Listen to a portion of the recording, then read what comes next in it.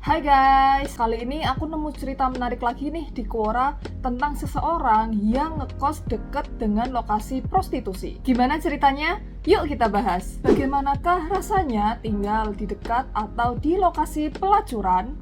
Ini dari anonim ya. Saya dan teman-teman satu kosan sering bercengkrama di depan kos-kosan, sekedar main gitar atau bercerita-cerita tentang suasana kampus ataupun sekedar ngobrol tentang wanita. Kita semua sudah tidak heran dengan mobil atau motor yang berhenti di daerah penginapan yang tentu saja menyewakan servis pelacur. Dari kendaraan butut hingga kendaraan mewah adalah pemandangan biasa. Dulu saya selalu miris dengan laki-laki yang menggunakan jasa pelacur.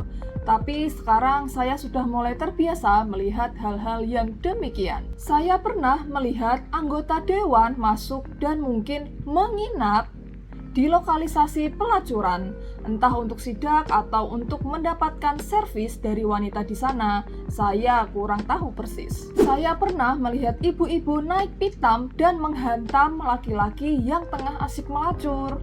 Kemungkinan besar itu adalah suaminya. Yang kasihan justru si pelacurnya, dipukuli, disiram air, bahkan dijambak dan diseret-seret. Saya jadi kasihan, padahal si pelacur itu tidak bersalah. Dia hanya menawarkan jasa saja. Suaminya saja yang mata keranjang dan haus belayan. Teman satu kosan saya sengaja sering menyusupkan pelacur ke kamarnya.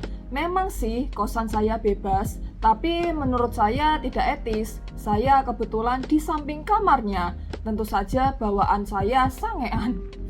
Yang lucunya, di saat-saat tertentu mereka di sini maksudnya pelacur ya guys, ada waktu-waktu di mana off duty. Saat off duty tersebut, ustadz atau ustazah sengaja didatangkan untuk berceramah. Jika sudah begitu, mereka beramai-ramai berkumpul dan menggunakan hijab. Ketika mereka mulai larut dengan ceramah, mereka menangis terisak. Tapi sepulang ustadz atau ustazah tersebut, mereka tetap saja kembali ke rutinitas, yaitu melacur kembali. Sebelum aku ngasih komentar, coba kita baca beberapa komentar dari netizen ya guys. Kak Andreas Lukita bilang kayak gini, bukan tentang salah atau tidak, tapi mereka merasa nggak ada keahlian untuk bekerja. Bukti saat mendengar ceramah, mereka menangis. Kemanusiaannya sadar dia salah, tapi keadaan yang memaksanya untuk seperti itu karena merasa tidak ada keahlian dan bertanggung jawab menafkahi anaknya.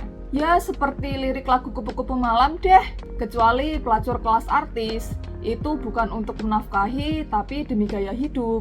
Dengan ceramah juga nggak akan menangis. Bener sih ya, kalau kalian lupa, nih aku kasih dikit penggalan lirik lagu Kupu-Kupu Malam. Check it out!